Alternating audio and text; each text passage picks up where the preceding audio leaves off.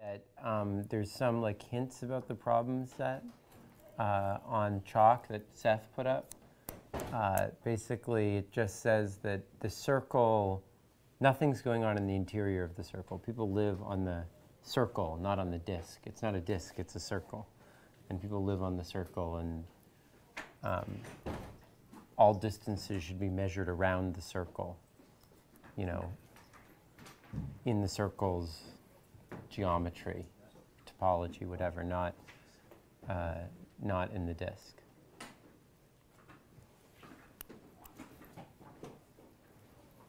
Look up the Salop circle model if you're having trouble with the math issues around this. Wait, so it's just on the perimeter? Yeah, it's on the perimeter of the circle. It's not inside of the circle. Oh, that makes it a lot easier. It's a circle, not a disk. I mean, in mathematical terms, it's a circle. Oh.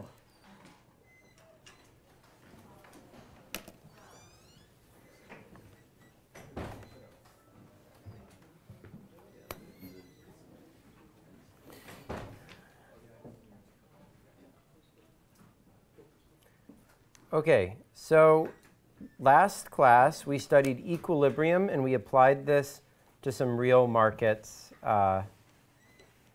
thinking about how real markets work. But this is a class on market design, of course, right? And in fact, luckily, Al Roth just won the, and Lloyd Shapley just won the Nobel Prize for their work on market design. So hopefully that's enough motivation to thinking about how we could actually set up markets to work better. So today I want to try to discuss what I think is a classic, or maybe the most classic, trade-off in setting up markets, which is, in fact, the rest of the course is going to be about trade-offs in how you set up markets. And I think one of the deepest of these trade-offs, one that underlies and relates to many others, is the trade-off between centralization and decentralization. Another, perhaps more politically charged way to put it is the trade-off between capitalism and socialism. And I know those sound very abstract and so forth, but the goal of today's lecture is going to take a very concrete market design problem that exists in, you know, that in fact is being run by one of my colleagues here at Wharton Business School, and try to show you what socialism and capitalism, or centralization and decentralization, mean in the context of that problem. And maybe that'll get you to reflect on how they show up in the rest of society and in other economic problems. Okay, so I'm going to start by discussing the course allocation problem, the problem of allocating courses to students at a university, and the efficient alternative to current systems for allocating courses that was based on the idea of a market, and as suggested in a paper by Budish in 2011, Eric Budish, who's at the business school, and how he implemented this at the Wharton Business School based on having people report their preferences into some centralized decision-making algorithm. And then I'll talk about an alternative to this based on a decentralized market equilibrium, and about the trade-offs between the centralized and decentralized implementations of this system. And that will give you, I think, a sense of some of the trade-offs between socialism and capitalism.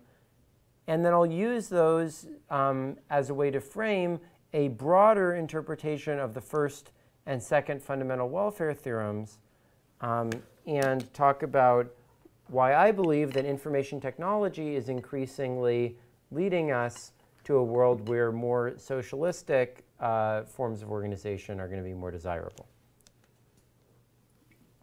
Okay, so markets can be used to allocate goods.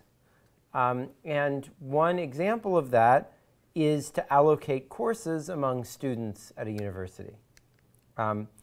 Imagine that, you know, there are courses students can get into, and people have different preferences over which courses they take.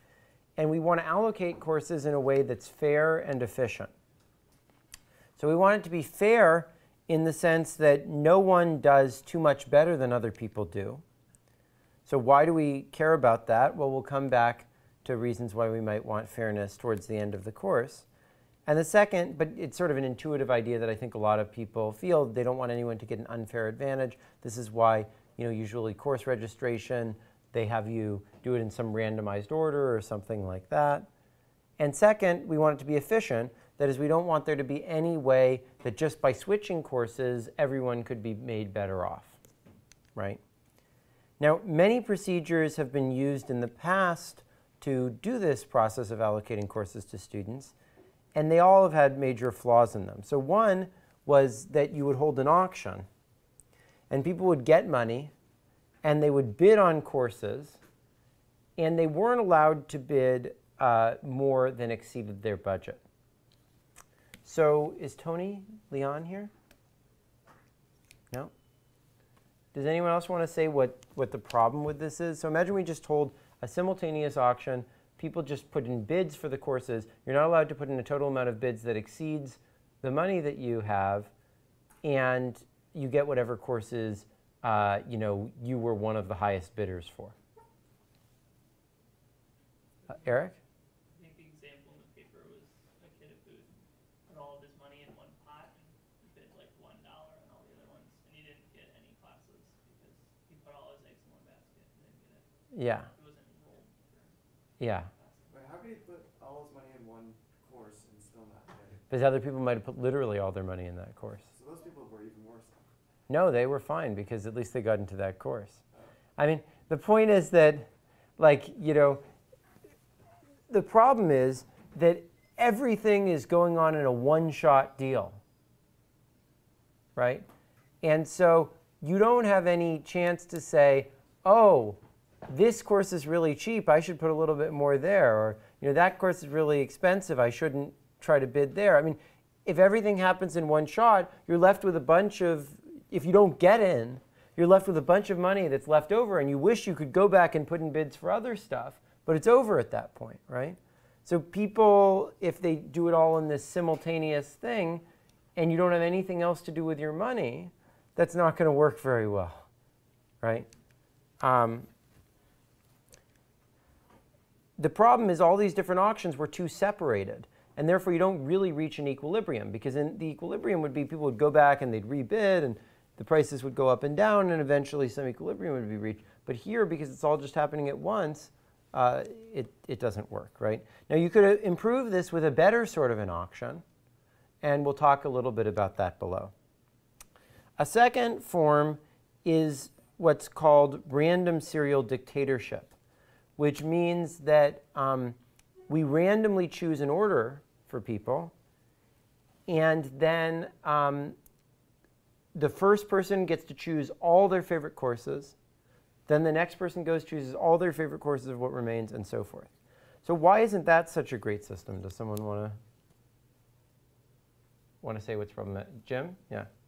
Well, the people who get to choose first are going to get all their first picks, and the people who choose last might be stuck with nothing once again. Yeah, or at least they might be, like the first person might be like almost indifferent between two courses. And someone further down might have a big preference of one over the other. And sort of like this tiny preference of the first guy outweighs this giant preference of the last guy. And that seems really inefficient, right? A final mechanism that's been used is what's called the HBS draft. And I'll talk about that right now. So this is similar to what's used to allocate football players in the National Football League. So students rank their courses, and they're assigned a random order, and the computer runs through the order and assigns one class to every person if there's still spots in it, based on whatever is the highest ranked thing on their list that's still left, still has spaces. Then it reverses order and repeats until the schedule is full, right? So this is just like the draft in professional sports, basically, right? Now, the problem with this is clearly reporting your true preferences is not optimal, right? Because you want to list early courses you expect to be popular. Because even if that's not your absolute favorite course, you know that it's going to run out early. The other ones are going to run out late. You can just leave them lower down your list, and you know you'll still get them. And if there's one that you think is going to sell out early, you want that to put that very high on your list, right? And this can lead to lots of problems. So students can get excluded from their favorite course by having bad luck. They might have strategically put one course first, not gotten that course, and then not gotten their actually favorite course that they put second because that sold out before they got to it, right? Now, Eric Budish and Estelle Cantillon, who's in Europe, got data from Harvard to assess this. And they asked people in surveys to reveal their true preferences along with what they told the system their preferences were. And they quantified the costs of these problems.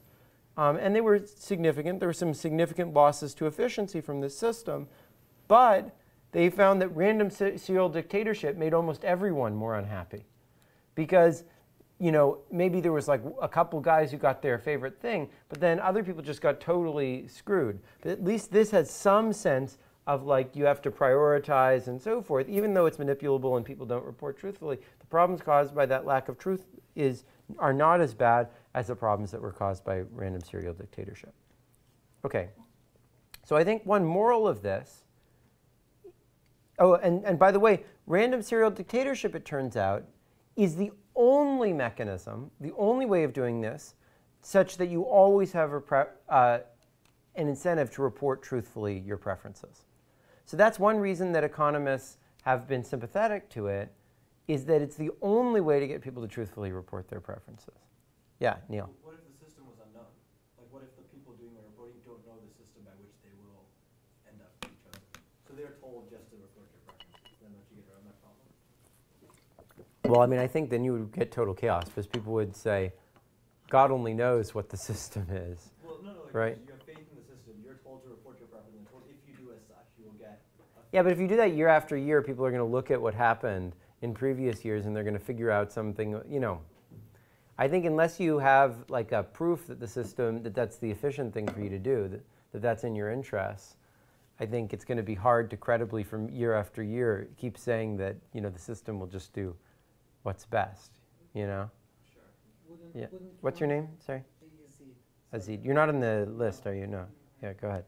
So wouldn't one always choose to just place, less popular, a more popular choice, although it isn't their favorite, given that if it's In random serial dictatorship? no, if it's not, if unsure about the system, Yeah.